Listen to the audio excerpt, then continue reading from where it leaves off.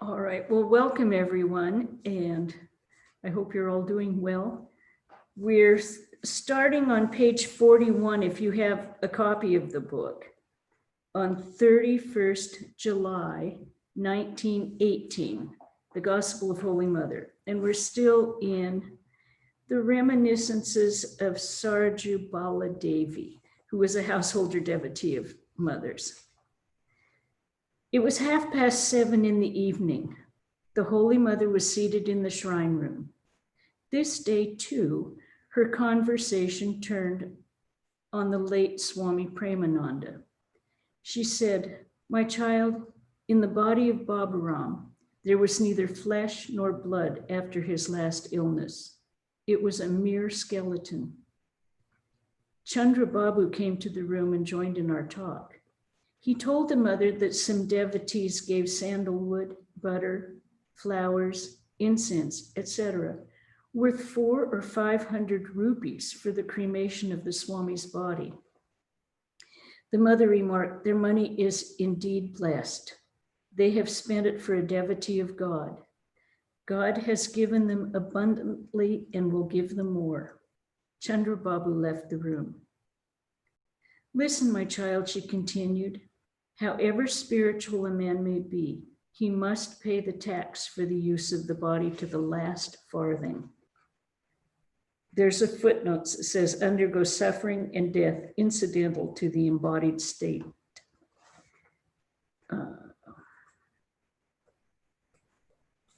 But the difference between a great soul and an ordinary man is this: the latter weeps while leaving his body, whereas the former laughs. Death seems to him a mere play. My dear Baburam came to Sri Ramakrishna while he was a mere boy. Sri Ramakrishna used to make great fun with the boys. Narayan, Swami Vivekananda, and Baburam would roll on the ground with side-splitting laughter. While living in the Kasipur garden, I was once climbing the steps carrying a pitcher with 5 pounds of milk.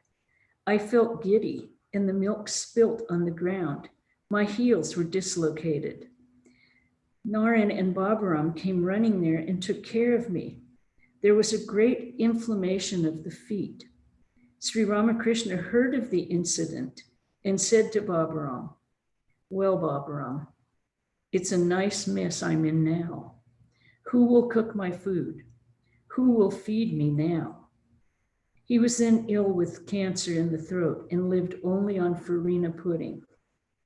I used to make it and feed him in his room in the upper story of the house. I had then a ring in my nose. Sri Ramakrishna touched his nose and made the sign of the ring by describing a circle with his finger in order to indicate me.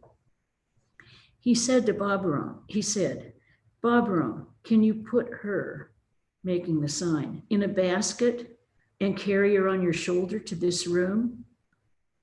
Narayan and Baburam were convulsed with side-splitting laughter. Thus he used to cut jokes with them. After 3 days, the swelling subsided. Then they helped me go upstairs with his meals. Baburam used to tell his mother, "How little you love me. Do you love me as Sri Ramakrishna does?" "How foolish," she would say. Reply, "I am your mother and I do not love you. What do you mean?" Such was the depth of Sri Ramakrishna's love. While 4 years old, Baburam would say, "I will not marry or else I will die." When Sri Ramakrishna was suffering from cancer in the throat and could not swallow his food, he said one day, "I shall eat later on in my subtle body through 1,000,000 mouths." Baburam replying said, "I do not care for your 1,000,000 mouths or your subtle body. What I want is that you should eat through this mouth and that I should see this gross body." Golapma had been suffering from I think everyone feels like that when someone that they love dearly is dying. They don't care about the philosophy. They want to see the one they love. Golotma had been suffering from an attack of blood dysentery. She was slightly better today. The doctor observed that it would take 3 months to be cured completely. The Holy Mother said, blood dysentery is not a simple disease. Sri Ramakrishna would often be down with that disease. It happened frequently during the rainy season. At one time, he was rather seriously ill. I used to attend on him. A woman from Benares had come to Dakshineshwar. She suggested a remedy. I followed her directions, and the master was soon cured. The woman could not be seen anymore. I never met her again. She had really helped me in a great deal. I inquired about her at Benares, but could not find her. We have often seen that whenever Ramakrishna felt the need, people would come of themselves to Dakshineshwar and then disappear just as suddenly. I also suffered from dysentery, my child. The body became a mere skeleton. I would lay myself down near the tank. One day, I saw my reflection in the water and noticed that all that remained of my body was only a few bones. I thought, dear me, what is the use of this body? Let me give it up. Let me leave it here. A woman came and said, hello, mother, why are you here? Come, let us go home. She took me home. Late at night, I took leave of the Holy Mother. 1st August, 1918. Today I found the mother alone and therefore had a long talk with her. Our conversation drifted mainly to the monastic disciples of Sri Ramakrishna.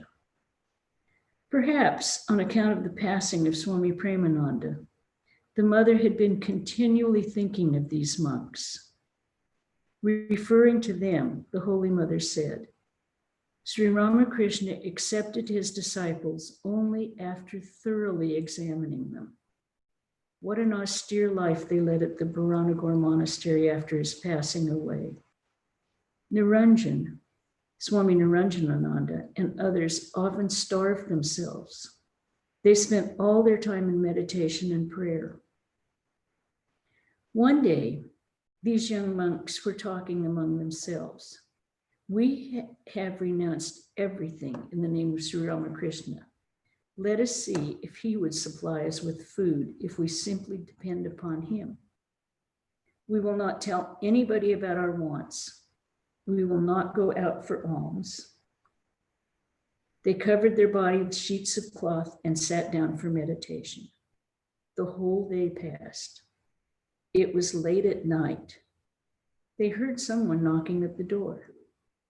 Narayan left the seat and asked one of his brother monks, please open the door and see who is there. First of all, notice if he has anything in his hand. What a miracle. As soon as the door was opened, it was found that a man was standing there. He had brought some delicious food from the temple of Gopala on the bank of the Ganges. They were exceedingly happy and felt convinced of the protecting hand of Sri Ramakrishna. They offered that food to Sri Ramakrishna at that late hour of the night and partook of the prasad. Such things happened many a time. Now, the monks do not experience any such difficulty. Alas, what hardship Narayan, Swami Vivekananda, and Baburam, Swami Premananda passed through. Even my Rakal, Swami Brahmananda, who is now the president of the Ramakrishna Mission, had to cleanse the pots and kettles many a day. At one time, Narayan was traveling as an itinerant monk towards Gaya and Varanasi. He did not get any food for 2 days and was lying down under a tree. He found a man standing near with delicious food and a jar of water in his hands. The man said, here is the prasad of Rama. Please accept it. Narayan said, you do not know me, my good friend. You have made a mistake. Perhaps you have brought these articles for someone else. The man said with the utmost humility, "No, revered sir, I have brought this food solely for you. I was enjoying a little nap at noontime when I saw a man in a dream. He said, 'Get up quickly. A holy man is lying under yonder tree. Give him some food.' I dismissed the whole thing as a mere dream. Therefore, I turned on my side and again fell asleep. Then I again dreamt of the man who said, giving me a push, 'I am asking you to get up, and still you are sleeping? Carry out my order without any more delay.' Then I thought that it was not an illusory dream. It was the command of Rama. Therefore, in obedience to his command, I brought these articles for you, sir." Narayan realized that it was all due to the grace of Sri Ramakrishna and cheerfully accepted the food. A similar incident happened another day. Narayan was traveling in the Himalayas for 3 days without any food. He was about to faint when a Muslim fakir gave him a cucumber. It saved his life at that time. After his return from America, Narayan was one day addressing a meeting at Almora. He saw that Muslim seated in a corner. Narayan at once went to him, took him by the hand, and made him sit in the center of the gathering. The audience was surprised. Narayan said, "This gentleman saved my life once." He then narrated the whole incident. He also gave the fakir some money. But at first he refused to accept the gift. He said, "What have I done that you are so anxious to make me a gift?" Narayan did not yield and pressed some money into his pocket. These stories kind of remind you of the Good Samaritan in the trials of Jesus. Narayan took me to the Belar Mat at the time of the first Durga Puja festival, and through me gave 25 rupees to the priest as his fee. They spent 1,400 rupees on that auspicious occasion. The place had become crowded with people. The monks worked hard.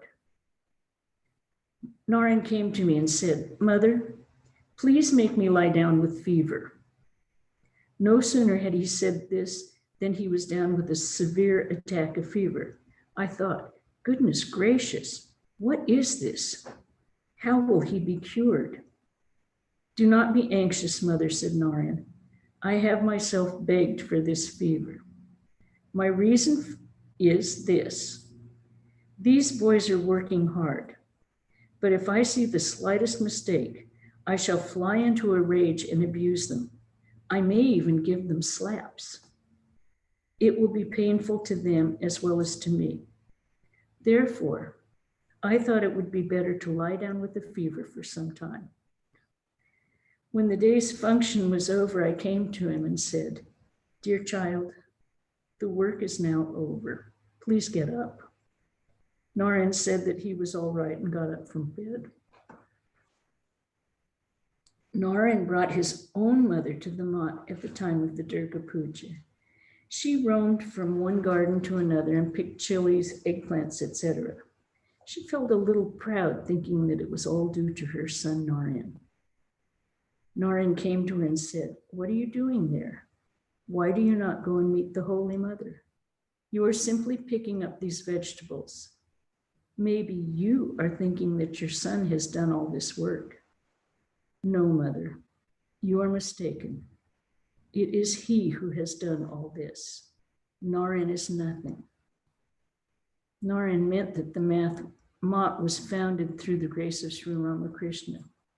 What great devotion. My Baba Ram is dead. Alas, who will look after the Durga Puja this year? 6 August 1918. When I went today to see the Holy Mother, I found her on the porch, absorbed in meditation. Sometime after, 5 or 6 women devotees came to her to pay their respects. They prostrated themselves before the image of Sri Ramakrishna in the shrine room. The mother asked them about themselves. Nalini introduced them. One of them had come to Calcutta for treatment. The doctor had diagnosed her trouble as tumor in the abdomen. He had asked her to be operated. She was extremely nervous about the operation. The Holy Mother did not allow any of them to touch her feet. I do not know the reason. They begged her again and again to let them take the dust of her feet. Mother firmly asked them to bow to her from a distance. They pointed to the sick girl and said, "Please bless her so that she may be cured. May she be able to pay her respects to you again." The mother answered them saying, "Bow down before Sri Ramakrishna and pray to him sincerely. He is everything." The Holy Mother appeared to be restive and said to them, "Goodbye, my children. It is getting late for you." After they had left, the mother said, "Please sweep the room and sprinkle it with Ganges water. It is now time for food offering for the Lord." Her order was at once carried out. She lay down on the bed and gave me a fan, saying, "My child, please fan me a little. The whole body is burning. My salutation to your Calcutta people. People come in here and lay before me the catalog of their sorrows. Again, there are others who have committed many sinful acts. There are still others who have procreated 25 children. They weep because 10 of them are dead. Are they human beings? No, they are veritable beasts. No self-control, no restraint. It is therefore that Ramakrishna used to say, 1 seer of milk mixed with 5 seers of water.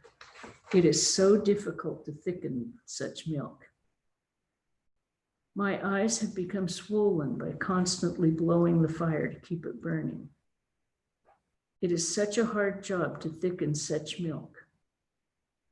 Where are my sincere children who are ready to renounce everything for God? Let them come to me. Let me talk to them. Otherwise, life is so unbearable. These words are so true. Fan me, dear. People have been streaming here today since 4 o'clock in the afternoon. I cannot bear the misery of people anymore. The wife of Balaram also came here today. She is the sister of my Babaram. She wept bitterly for him. She said, "Is he just an ordinary brother?" True, he was like a god.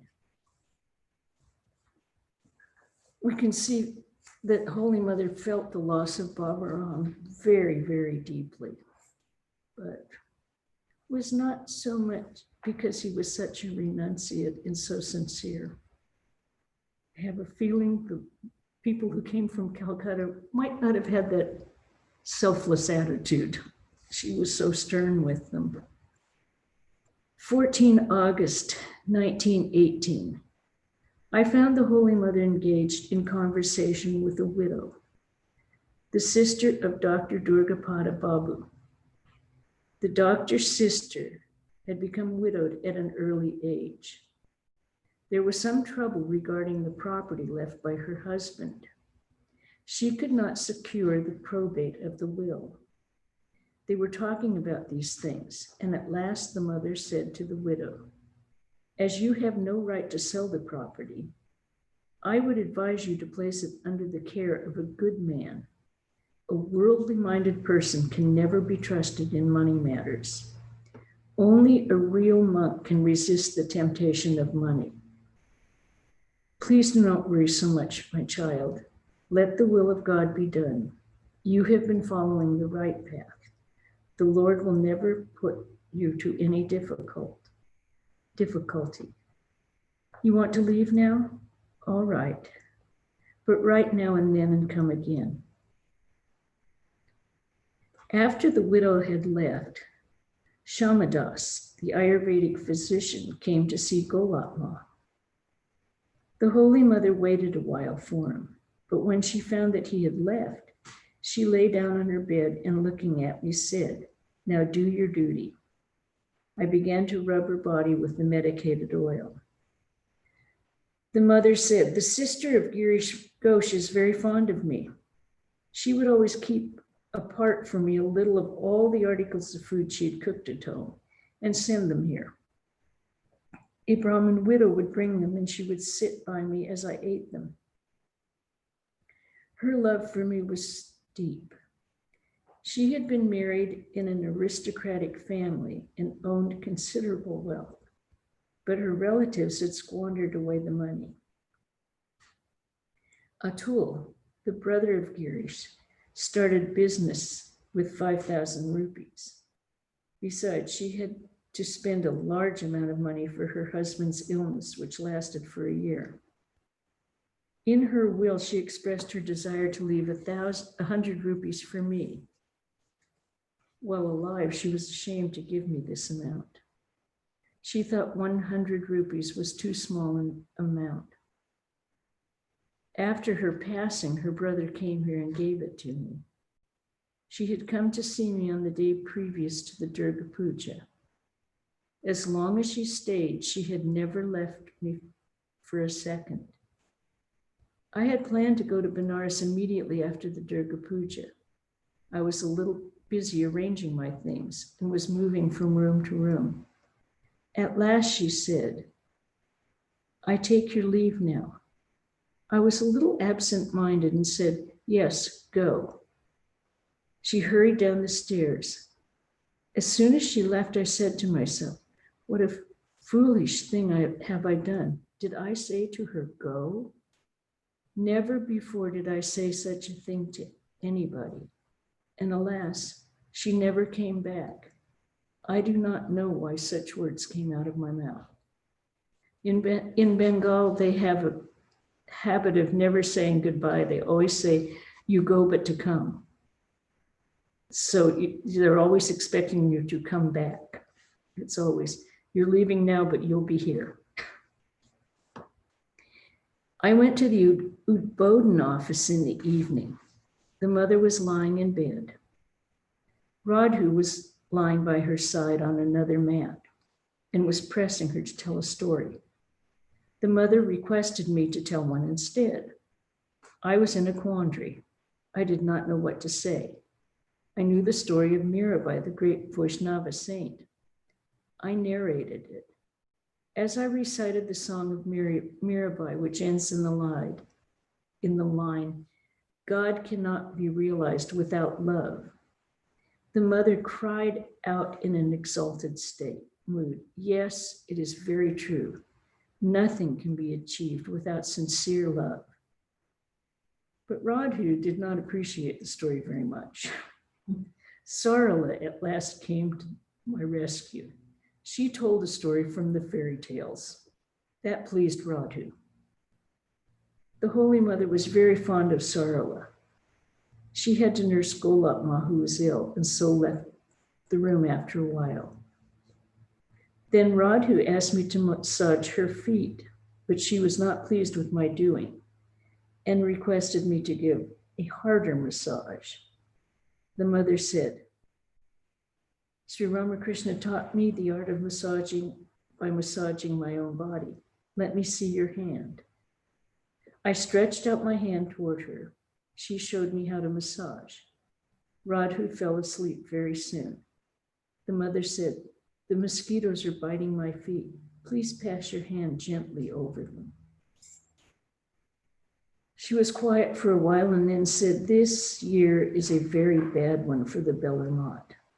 Baburam, Devavrata, and Sachin have passed away." I had heard that Swami Brahmananda had seen a disembodied form some days before the passing away of Devavrata Maharaj. I asked her about the incident. The mother said, "Please talk softly, my child, otherwise they will be frightened." Sri Ramakrishna also often saw many such spirits. One day he had been to the garden house of Benipal with Rakal, Swami Brahmananda. He was strolling in the garden when a spirit came to him and said, "Why did you come here? We are being scorched. We cannot endure your presence. Leave this place at once." How could it stand his purity and blazing holiness? He left the place with a smile. He did not disclose this to anyone. Immediately after supper, he asked someone to call for a carriage, though it had been previously arranged that he would spend the night there. A carriage was brought, and he returned to Dakshineshwar that very night. I heard the sound of the wheels near the gate.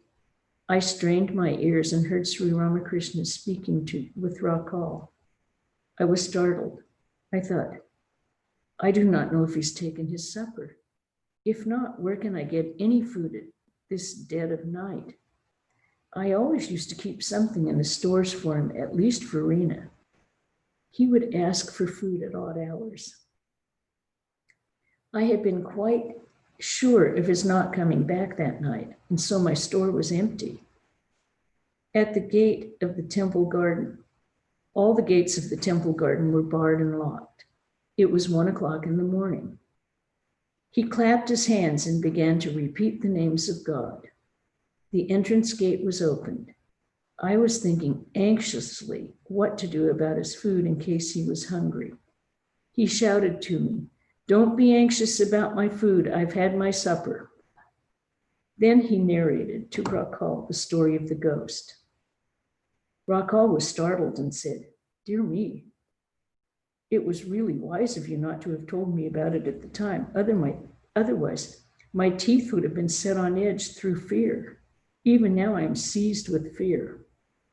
The mother ended the story with a hearty laugh. Devotee, "Mother, those spirits must have been foolish. Instead of asking him for their liberation, they told him to go away."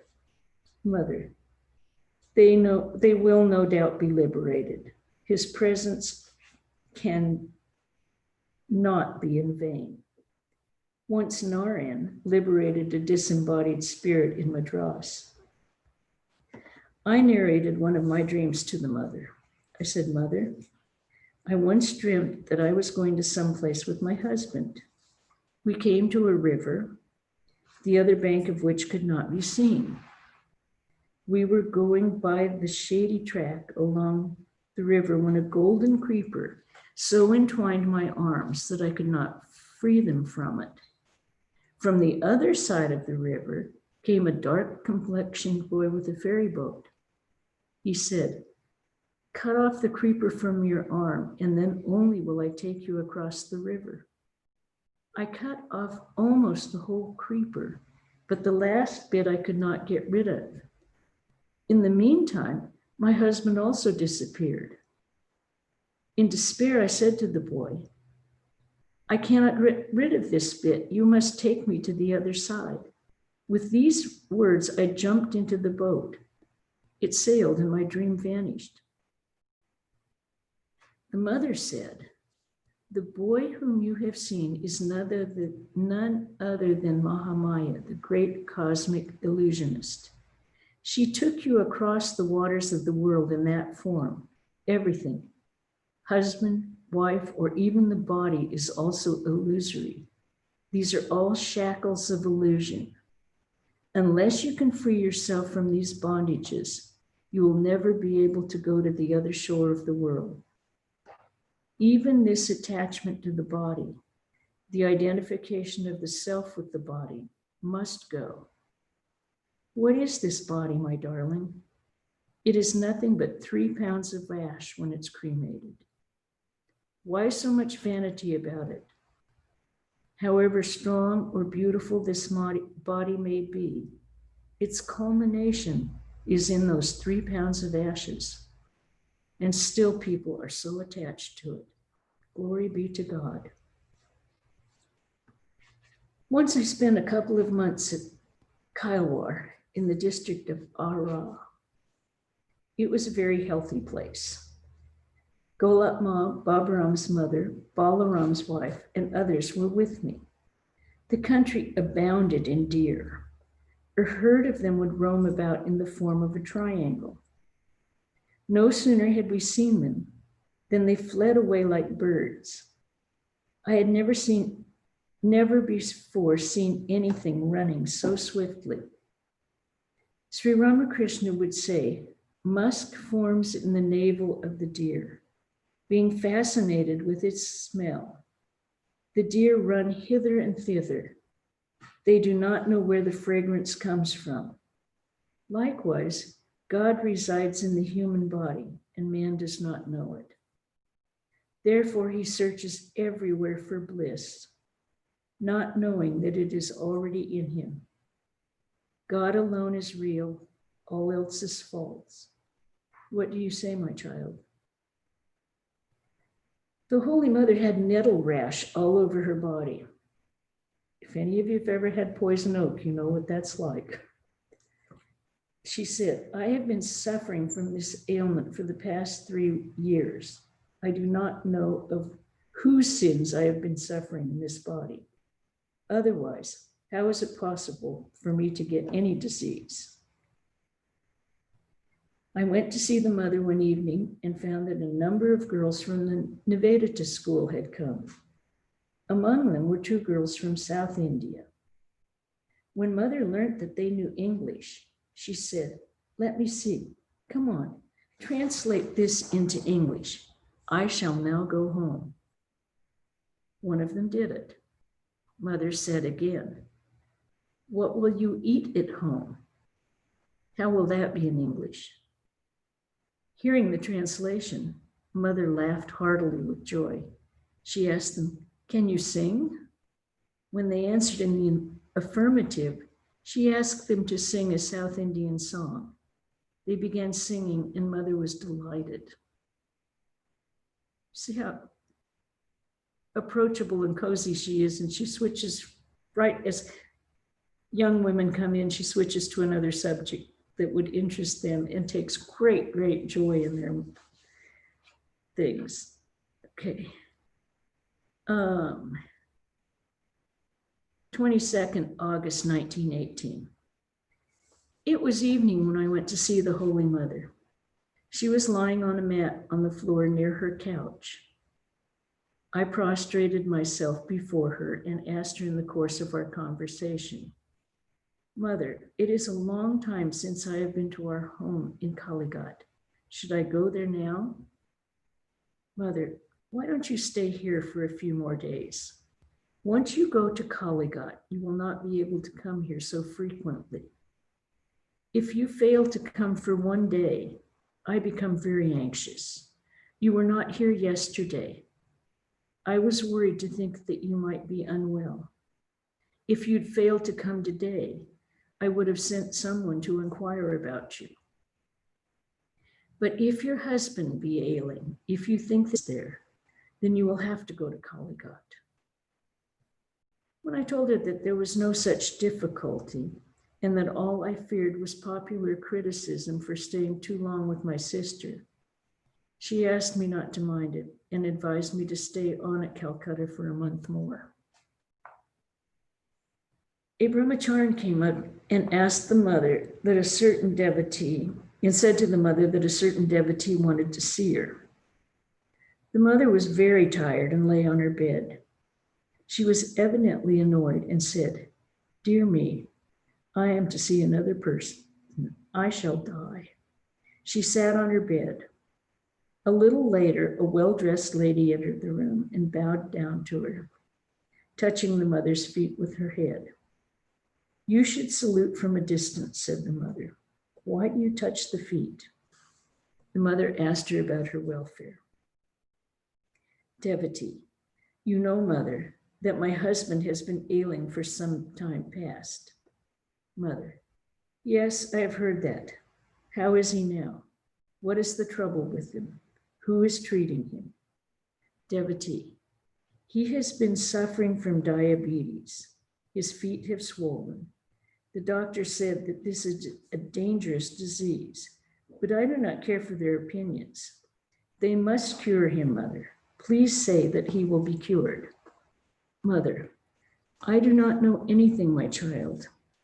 The Master is everything. If he wills, your husband will be all right. I shall pray to the Master for him. Devotee. I am now very happy, Mother. Sri Ramakrishna can never disregard your prayer. She began to weep, putting her head on the feet of the Holy Mother.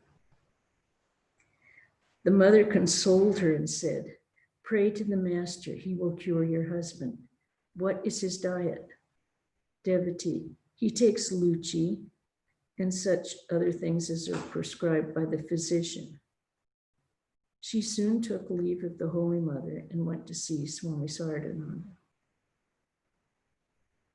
I am burning day and night with the pain and misery of others, said the mother, and took off the cloth from her body. I was about to rub her body with the medicated oil when a relative of the lady devotee, who had just left, entered the room to salute her. She had to get up again. No sooner had she left the room than the Holy Mother lay down again and said, let anybody come, whoever he may be. I am not going to get up again. What a trouble it is, my child, to get up again and again with my aching feet. Besides, I feel the burning sensation on my whole back due to the rashes. Please rub the oil well. As I was rubbing the oil, the talk turned to the lady who had left. The mother said, her husband is so dangerously ill. She has come here to pray to God for his recovery. Instead of being prayerful and penitent, she has covered herself with perfumes. Does this become one who comes to a shrine? Ah, such is the nature of your modern people. As I was going to take leave of her, the mother asked someone to give me prasad. And I think we can stop there. That's page 51 if you're keeping up. Is there any comment about today's reading? It seemed we talked an awful lot about people dying and being sick and the reasons for suffering. And I think we all have some knowledge of that on our own. So is there any comments on the way the Holy Mother answered the questions of the people, or any comments on it?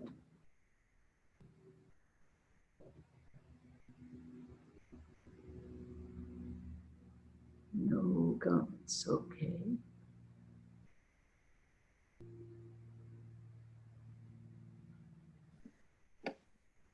It was so powerful to me how much she suffered. She took on that suffering of people, and, you know, telling them not to touch her feet with their head, and they go right ahead and do it anyway. It's I know.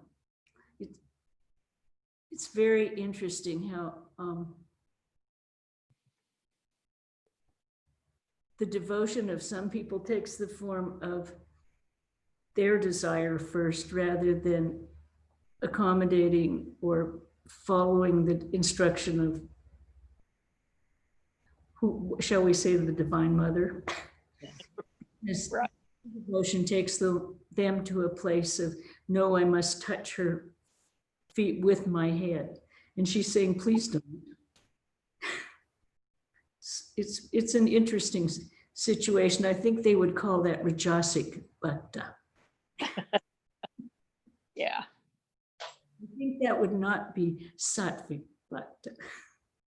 I think that would be Rajasic or Tamasic, but Bhakta nonetheless. It is interesting what happens. And Sri Ramakrishna had the same thing happen to him. When he would ask people, no, salute me from a distance, salute me from the doorway. And they sometimes would and sometimes wouldn't. All right, very different.